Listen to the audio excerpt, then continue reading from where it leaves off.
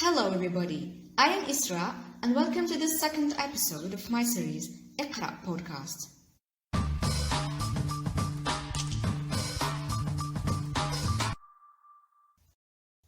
This episode is very special as I am going to talk about a book that changed the way I see the world and showed me how mistaken we are about it.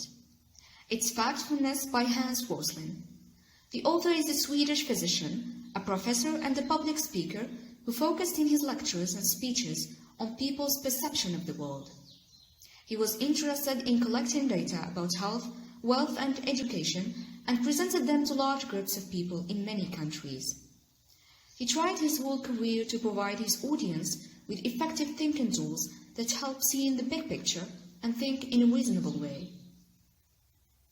Before starting any of his lectures, he posed some fact questions about basic global trends such as population growth, poverty, health, education and others to the public in order to test their knowledge. The results were really shocking, showing massive ignorance of the majority of people who scored worse than random. The answers showed how our perception of things is based on pessimism, fear and drama rather than facts. What is more disappointing is that the most important groups in society are the most ignorant about the world. That being educated does not unfortunately help being aware and having a fact-based worldview. So how could educators teach generations about the world while they're outdated about it? How could politicians and decision-makers solve the world problems if their knowledge is biased? And how could we expect the media to portray reality while journalists themselves are not able to see it? The book highlights the importance of reading history and knowing how things used to be in the past in order to see the progress humanity has made. Because when we have data in hands, it becomes easier to see the progress. The author talks about 10 dramatic instincts that prevent humans from having an objective view of the world and make it easier for them to see negative things than positive ones. Of course, it is not possible to achieve objectivity 100% and to analyze everything in the world, but controlling these mind blockers is very necessary. Because the main problem is usually misinterpreting facts, not lacking them, as various sources of information are now available more than any time in the past. One of the most dangerous instincts the author talked about is the gap instinct, or dividing the world into two different groups.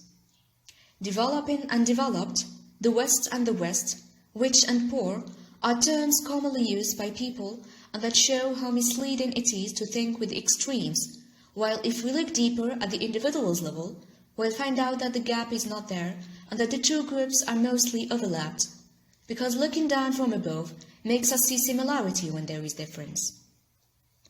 Also, keeping in mind that we are more likely to process information that are more dramatic as we cannot process all of them at a time because the amount of data we encounter is increasing, and that we are likely to forget the past easily and notice the bad more than the good, is necessary to overcome our negativity instinct.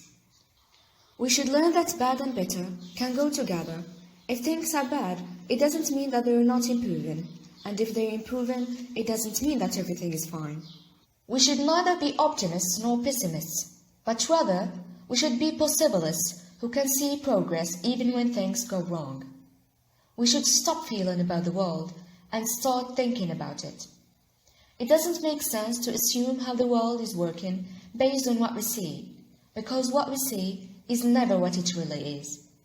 Another important thing to consider is how the media uses our dramatic instincts to serve its interest. It makes what we are afraid of its subject matter. Exceptions, dramatic and unusual stories are journalists' favorite meal, simply because they are newsworthy and suitable for the front page.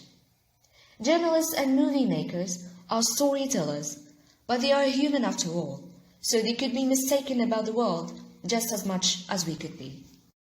The solution is not to blame a single party like media, school or experts. It is only a waste of time and energy.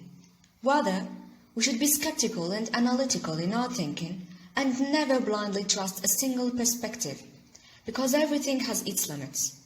We should avoid either-or thinking because it's very limiting.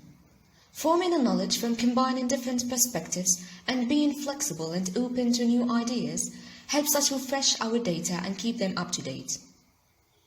Whether you are a politician, a journalist, a doctor, an educator, a parent or a student, simply if you're a human, you should absolutely read this book at least once in your life. I cannot find the right expressions to describe it, but I really recommend it more than anything else. The outcome will be surprising, I promise.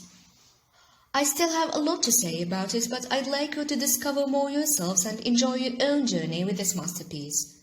And I'm sure you'll see things I may not have paid attention to. So, I would really like you to share your experience and what you have learned in the comments. Thank you so much for your time. Don't forget to subscribe to the channel and share this episode with your friends. Take care and see you soon.